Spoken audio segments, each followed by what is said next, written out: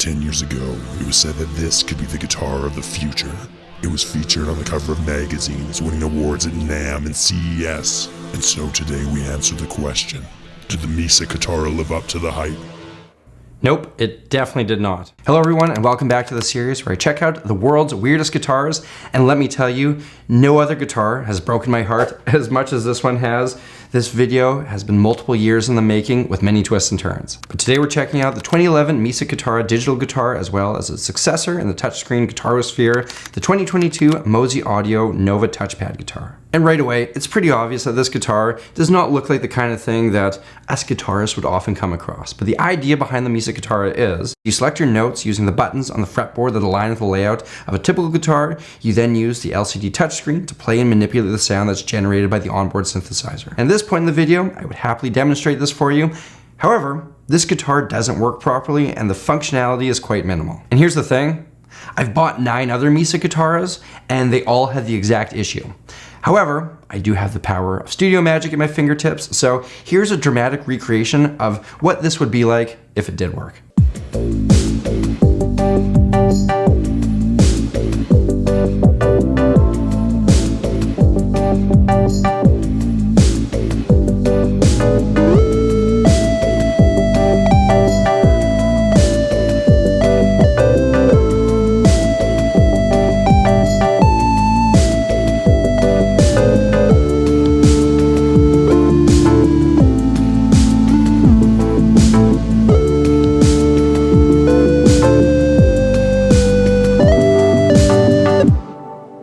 Now before I tell you the tragic tale of old Sammy G and the Mesa Katara, I'll quickly let you know that the back to school sale is on for one more week over my course platform, samuraiGuitarTheory.com.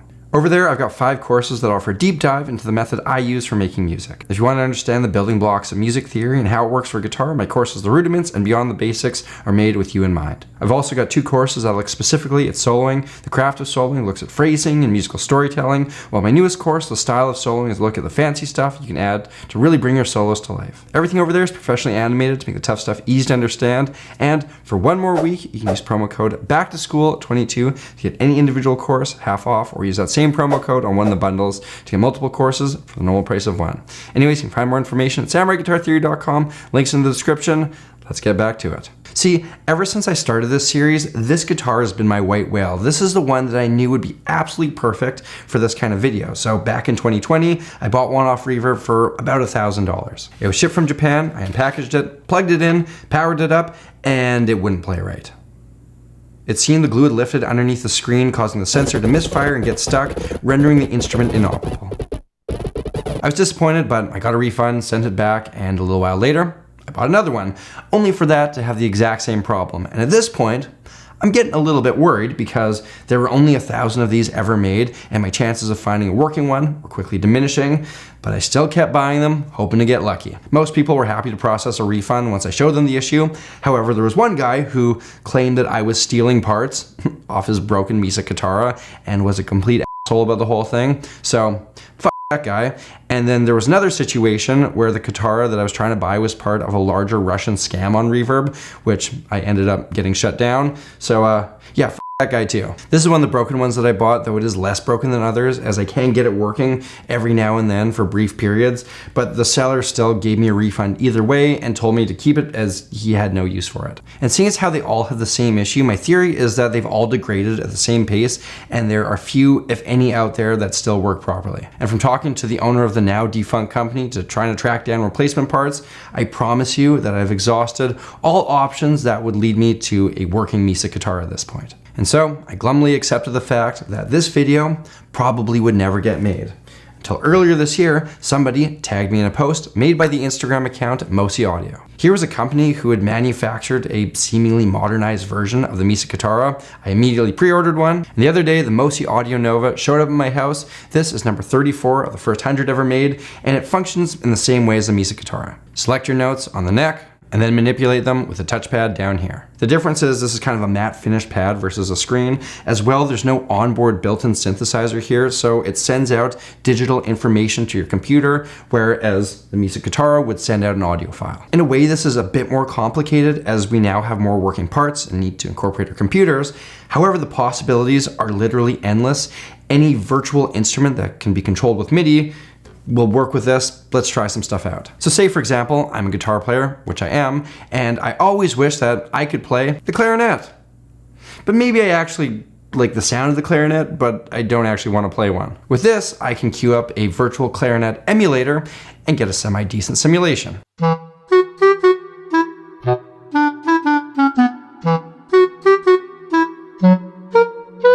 And one of the cool things about this is by moving my fingers around on the touchpad, I can manipulate basically any feature that I select of my virtual instruments. So now let's turn this into a violin, and this axis here will control the volume. The first bit of my example, I won't use this feature, but as soon as I bring it in, listen to what it adds.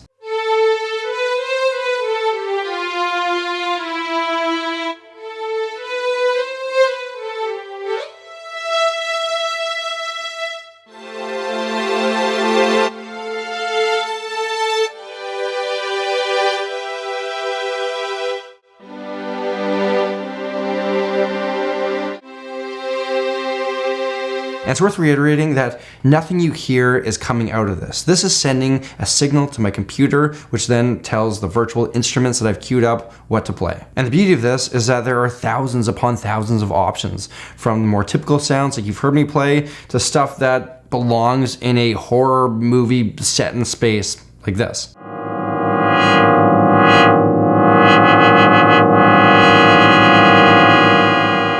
Another cool feature is that you can disengage the touchpad so that it triggers whenever you touch a note, which allows you to do some cool two-handed stuff.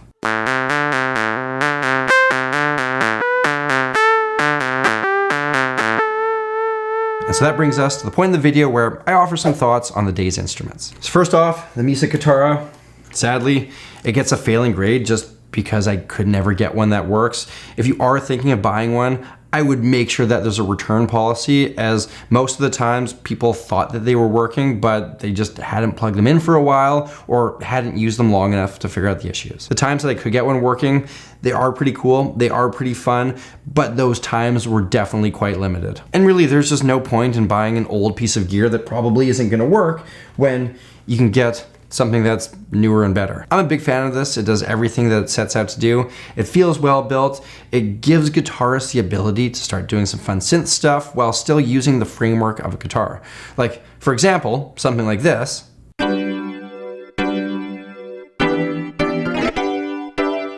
is the first thing that I came up with when I switched to a key setting. And if I'm writing music or jamming, I'm in a totally different headspace than I would be if I'm playing my normal guitar. And it's just fun and inspiring to hear something that sounds so different than what I'm used to creating. Now, my only complaint would be that while it's laid out like a guitar, the small nuances of playing guitar don't translate perfectly to an instrument that's buttons and a touchscreen. For example, when I play this chord shape on a guitar, I'll kind of rest my finger on the fret without ever going over. And I find when I try to play that shape on the Nova, my index finger would naturally creep forward a bit, which would trigger the next two notes. There are a lot of little things like this in my playing technique that became very apparent when I was playing this, and it wasn't sounding like what I wanted it to sound like. But the nice thing about MIDI is that it all gets written out nice and easily in your recording software, and it's very simple to edit it. Here's what I mean. Here is a live playthrough of a few guitar licks played through a guitar plugin with this.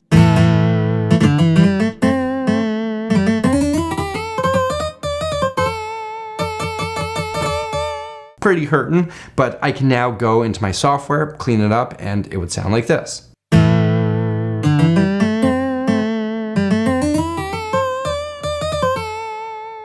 Certain synth plugins are going to be more forgiving than others, but as of now, there are minimal times where I would feel comfortable using this live, but that is on my lack of skills versus an issue with the instrument itself. With some time and some practice, I feel like I could adapt. My final thoughts are, if you want to get into the world of synths for real, being able to play a keyboard is going to be the best and easiest path. However, if you're like me, a guitarist who has accepted the fact that they will never be able to competently play the piano, then the Nova opens that door as much as it ever could be open for a guitarist. With that said, you've actually already heard me use this in a musical setting today. That first jam that I lip synced on the Misa Guitar was actually created using this, but here's another tune that I feel best showcases the Mosi Audio Nova as best as I can.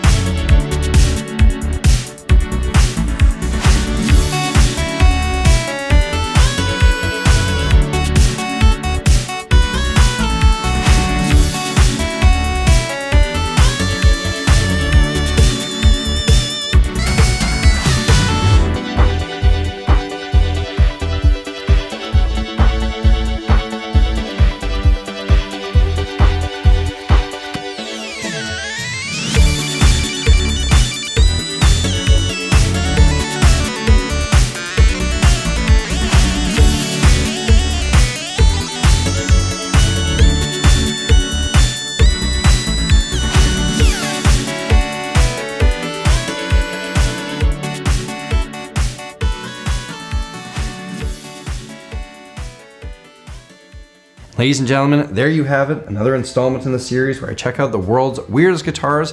Remember, the back to school sale is on for one more week over my course platform. Use promo code BACKTOSCHOOL22 on any individual course to get them half off, or use that same promo code on any of the bundles to get multiple courses for the normal price of one. You can find more information at samuraiguitar3.com or use the link in the description. Thank you all for watching. If you want to get caught up in this series, hit that link up there. If you want to get some of that Sammy G merch, you can find it at shopsamuraiguitarist.com. If you're new here, hit that subscribe button, ring that bell, and stay tuned for a wide range of musical content. Until next time, look after yourselves, look after each other, look after the planet. I'm Samurai Guitarist, and I'll see you again soon.